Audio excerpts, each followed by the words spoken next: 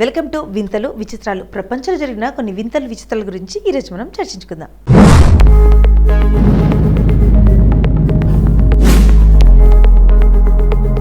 ఇటీవల విడుదలైన super hit అయిన కోట్ సినిమాలో చివరి దాకా ఒక సస్పెన్స్ ఉంటుంది. హీరో హీరోయిన్లు ఓ గదిలోకి వెళ్లి తలుపులు వేసుకుని కొన్ని నిమిషాల సేపు గడిపి వస్తారు. అయితే అక్కడ ఏం చేశారో అనే సస్పెన్స్ దీన్ని చివరి దాకా కొనసాగిస్తారు. చివర్లో తెలుస్తుంది వారిద్దరూ ఫేక్ పెళ్లి చేసుకున్నారని. ఇప్పుడు దాదాపుగా అలాంటి ఫేక్ పెళ్లిలే మెట్రో నగరాలకు వచ్చేస్తున్నాయి. అయితే అవి ఇద్దరు టీనేజర్లు చేసుకునే అమాయకపు పెళ్లిళ్ళు కాదండోయ్, బాగా డబ్బున్న సంపన్నులు చేసుకునే పార్టీ పెళ్లిళ్ళు. అవేమిటి అంటారా? అయితే ఆ స్టోరీ ఈసారి ఇప్పుడు మనం చూద్దాం. ఢిల్లీ పార్టీ సీన్లో ఇప్పుడు ఓ కొత్త ట్రెండ్ వచ్చేసింది. దాని పేరే నకిలీ పెళ్లి వేడుకలు. ఈ వేడుకల్లో నిజమైన వధువర్లు ఉండాల్సిన అవసరం లేదు, కానీ అంతకు మించిన హంగు ఉత్సాహం మాత్రం ఉండాలి. అతిథుల సంప్రదాయ దుస్తులు ధరించి పెళ్లి వేదికల అలంకరించబడిన స్థలానికి వెళ్లారు. అక్కడ డీజే మ్యూజిక్, డోల్స్, పెళ్లి పాటలతో రాత్రంతా నృత్య వివాహం చేశారు.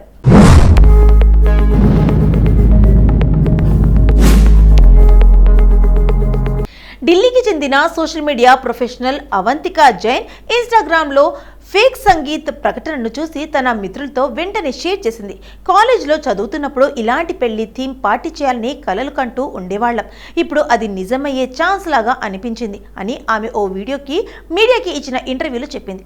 ఆన్లైన్ రిజిస్ట్రేషన్ చేసుకుని ఒకరికొకరికి సుమారు 550 రూపాయల చొప్పున ఎంట్రీ ఫీజు చెల్లించి ఈ ఈవెంట్కు జైన్ ఆమె మిత్రులతో కలిసి వెళ్లారు. సుమారు 100 మంది యువతతో పాటు ఢిల్లీ మెహ్రౌలీలో లేన్లోని పాపులర్ క్లబ్ అయిన జైలో రూఫ్ టాప్ రెస్టారెంట్లో జరిగిన ఈ నకిలీ సంగీత్కు హాజరయ్యారు. ఈ ఈవెంట్కు దేశీ డ్రెస్ కోడ్ తప్పనిసరి. తన శరీరానికి black blouse, plum colour lehenga ధరించి అవంతిక హాజరైంది.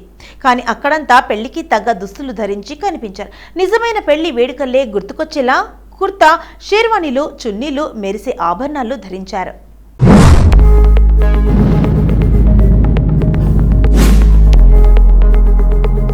వేదికలో పసుపు, గులాబీ రంగు డెకరేషన్లు, మ్యారిగోల్డ్ పూల అలంకరణలు, ఫోటో బూత్లు, మెహందీ ఆర్టిస్టులతో పక్కా పెళ్లి మూడ్ క్రియేట్ చేశారు. పెళ్లి పాటలతో నృత్యం ఓ హైలైట్.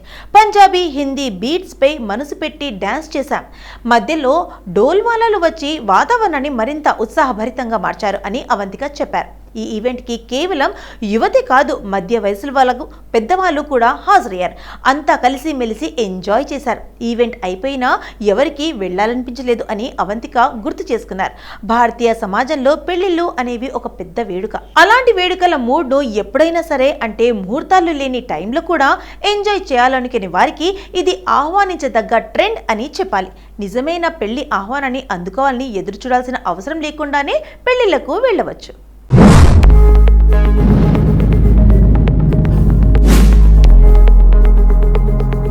ఢిల్లీకి చెందిన జుమ్మికి రాత్ అనే ఈవెంట్ కంపెనీ ఇప్పటి వరకు ఇలాంటి 2 నకిలీ పెళ్లి ఈవెంట్లు నిర్వహించింది. అంతేకాదు, గత 2024 అక్టోబర్లో షంగ్రిల్లా గ్రూప్ బంధన్ పేరుతో వెడ్డింగ్ సర్వీస్ను లాంచ్ చేస్తున్నప్పుడు కూడా మాక్ వెడ్డింగ్ పార్టీ నిర్వహించారు. డిజైనర్ తరుణ్ తెహలియాని డిజైన్ చేసిన పెళ్లి వస్త్రధారణలో మోడల్ జంట లైవ్ సూఫీ మ్యూజిక్, గజ్రా స్టాళ్లు, భోజన విందుతో ఈ ఈవెంట్ను రక్తి కట్టించారు.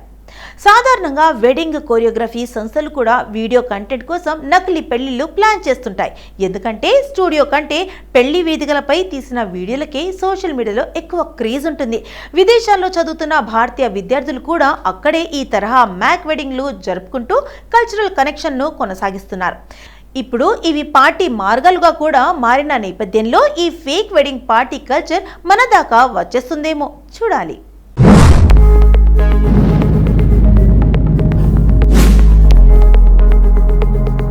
వెంట్రుక వాసిలో పతకాలు చేజారిపోయే పిస్టల్ షూటింగ్లో అద్భుత ప్రతిభ కనబరుస్తూ గుంటూరుకు చెందిన ముఖేష్ నేలపల్లి తనకంటూ ప్రత్యేక స్థానాన్ని ఏర్పరచుకున్నాడు. జూనియర్ పిస్టల్ షూటింగ్లో పతకాలతో భవిష్యత్తు తారగా ఎదిగాడు. గత ఏడాది పెరూలో జరిగిన వరల్డ్ జూనియర్ షూటింగ్ ఛాంపియన్షిప్లో మొత్తం 5 బంగారం, 2 కాంస్య పతకాలు సాధించి ముఖేష్ రికార్డు సృష్టించాడు. ఈ నెల 17 నుంచి 26 వరకు జర్మనీలోని సుహోల్లో జరుగుతున్న జూనియర్ వరల్డ్ కప్ షూటింగ్ పోటీల్లో సిద్ధమయ్యాడు. ప్రస్తుతం ఢిల్లీలో నిర్వహిస్తున్న నిర్వహిస్తున్న జాతీయ శిక్షణ శిబిరంలో ముఖేష్ సాధన చేస్తున్నాడు. 11 ఏళ్ల వయసులో స్కూల్ నిర్వహించిన వేసవి శిబిరంలో బాస్కెట్బాల్ సాధన కోసం ముఖేష్ చేరాడు. కోచ్ సూచనతో అనుకోని విధంగా పిస్టల్ షూటింగ్ శిక్షణలో అన్న హితేష్తో కలిసి సాధన ప్రారంభించాడు.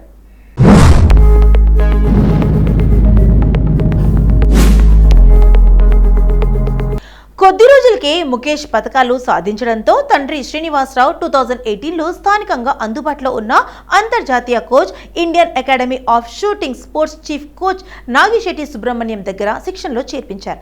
తన ప్రతిభకు మరింత మెరుగులు దిద్దుకునేందుకు ముఖేష్ పుణేకు మకాం మార్చాడు. లండన్ ఒలింపిక్స్ కాంస్య పతకం విజేత గగన్ నారంగ్ పూణేలో నిర్వహిస్తున్న గగన్ ఫర్ గ్లోరీ షూటింగ్ అకాడమీలో చేరాడు. 10 మీటర్ల ఎయిర్ పిస్తల్, 25 మీటర్ల స్పోర్ట్స్ పిస్తల్, ర్యాపిడ్ ఫైర్ పిస్తల్స్, స్టాండర్డ్ పిస్తల్స్, 50 మీటర్ల పిస్తల్స్లో విభాగాల్లో ముఖేష్ నిలకడగా రాణిస్తున్నాడు. జాతీయ స్థాయిలో 80కు పైగా పతకాలు సాధించిన ముఖేష్ భారత్ రైఫిల్ షూటింగ్ శిబిరానికి ఎంపికయ్యాడు. ఒలింపిక్స్ లక్ష్యం. భారత జట్టు తరఫున సీనియర్ విభాగంలో ఒలింపిక్స్లో పతకం సాధించడమే నా లక్ష్యం. జర్మన్లో జరగనున్న పోటీల్లో 25 మీటర్ల ర్యాపిడ్ ఫైర్ పిస్తల్ ఈవెంట్లో పోటీ పడుతున్నాను. పతకాలతో తిరిగి వస్తానని ఆత్మవిశ్వాసంతో ఉన్నాను.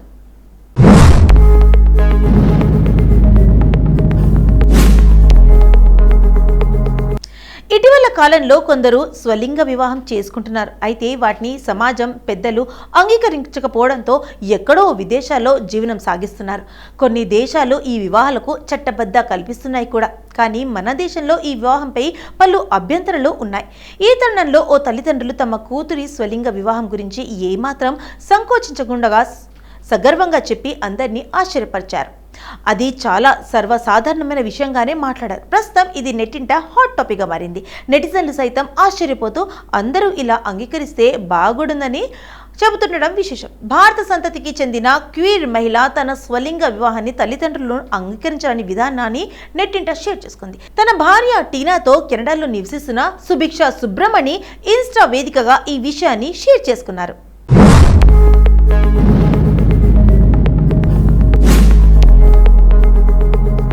ఓ గృహప్రవేశ వేడుకల్లో తన తల్లిదండ్రులు తమ వివాహాన్ని అంగీకరించిన సంఘటనను వీడియో తీసి మరీ పోస్ట్ చేశారు. ఆ తంతు నిర్వహించేందుకు భారతదేశం నుంచి ఒక హిందూ పూజారి కెనడాకు వచ్చినట్లు ఆ వీడియోలో తెలిపింది సుబ్రమణి. ఆ వేడుకకు సుబ్రమణి తల్లిదండ్రులు కూడా హాజరయ్యారు. పూజకు సంబంధించిన ఆచారాలు భాగంగా సుబ్రమణి కొన్ని ప్రశ్నలు అడిగారు పూజారి. దానికి సుబ్రమణి తల్లిదండ్రులు సంకోచం లేకుండా గర్వంగా మా కుమార్తె టీనాను వివాహం చేసుకుంది అని చెప్పారు. సుబ్రమణి కూడా ఒక్కసారిగా షాక్ అయ్యారు. ఎందుకంటే తల్లిదండ్రుల స్పందన ఇలా ఉంటుందని ఊహించలేదు ఆవిడ. నిజంగానే ఇలా స్పందిస్తారని అస్సలు ఊహించలేదని, ఇది మర్చిపోలేని అత్యంత మధురమైన క్షణం అంటూ సుబ్రమణి సంతోషంగా చెప్పుకొచ్చింది ఈ వీడియోలో. అంతేకాదు, ఆ వీడియోకి పూజారి ఇలాంటి ప్రశ్నలు మిమ్మల్ని అడిగితే ఎలా స్పందిస్తారు అనే క్యాప్షన్ ఇచ్చి మరీ షేర్ చేశారు సుబ్రమణి. ఇక ఈ వీడియోకి 7 లక్షలకు పైగా వ్యూస్, 2 లక్షలకు పైగా లైక్లు వచ్చాయి.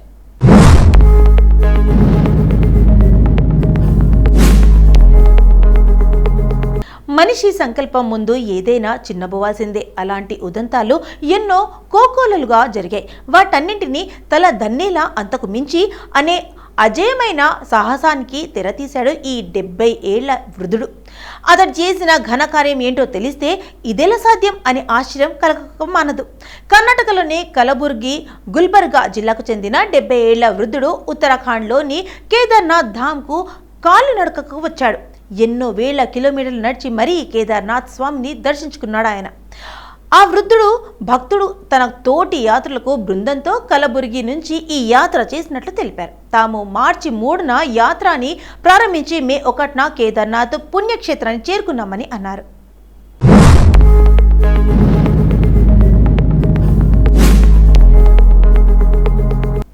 ఇక అంటే దాదాపు 2 నెలల్లో వివిధ మైదానాలు, అడవులు, పర్వత మార్గాలు గుండా సుమారు 2200 కిలోమీటర్ల అసాధారణ యాత్రను చేశారు వారంతా. అంతేకాదు, ఆ వృద్ధుడు ఇదంతా మన ఆధ్యాత్మికతకు ఉన్న శక్తి అని అంటున్నారు ఆయన. దైవం ఆశీస్సులుంటే ఎంత కఠినతరమైన ప్రయాణమైనా చీకటికెలా సాధ్యమైపోతుందని ధీమాగా చెబుతున్నాడు ఆ వృద్ధుడు. అందుకు సంబంధించిన వీడియో నెట్టింట తెగ వైరల్ అవుతుంది. ఈ వీడియో ఎంతో మంది నెటిజన్లు మనసును కదిలించింది. దృఢ సంకల్పం, అజేయమైన భక్తి, అనితర సాధ్యం, ఓర్పుని అందిస్తడానికి ఆ వృద్ధుడే ఉదాహరణ అని ప్రశంసిస్తూ పోస్టులు పెట్టారు.